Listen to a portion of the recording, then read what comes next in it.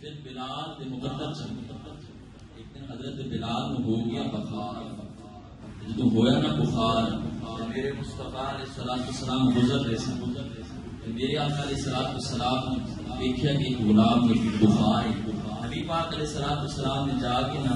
حضرت بلال دس رہے ہیں اپنی گود میں رکھیا، حضرت بلال نے اکھا کھول کے دیکھا کہ آخیا یہ دیکھو یہ جدا میں انتظار کرتا رہا سا۔ حضرت بلال نے بشیر رضی اللہ تعالیٰ آپ نے مصطفیٰ علیہ السلام نے چہرہ دیکھا، میرے آقا فرمایا بلال پڑھ کلمہ۔ حضرت بلال نے بشیر رضی اللہ تعالیٰ نے کلمہ پڑھیا،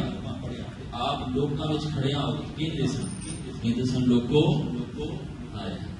آپ فرمانے لگے سن لوگوں کوئی اور جنہیں درخت چلتے دیکھ کلمہ پڑھیا، کوئی اور جنہیں پتھراں کلمہ پڑھدیاں دیکھ کے کلمہ پڑھیا، کوئی اور جنہیں معجزات کے کمالات دیکھ کے کلمہ پڑھیا۔ آپ فرمانے لگے سن لوگوں میں کوئی بلال جنہیں آمینہ کا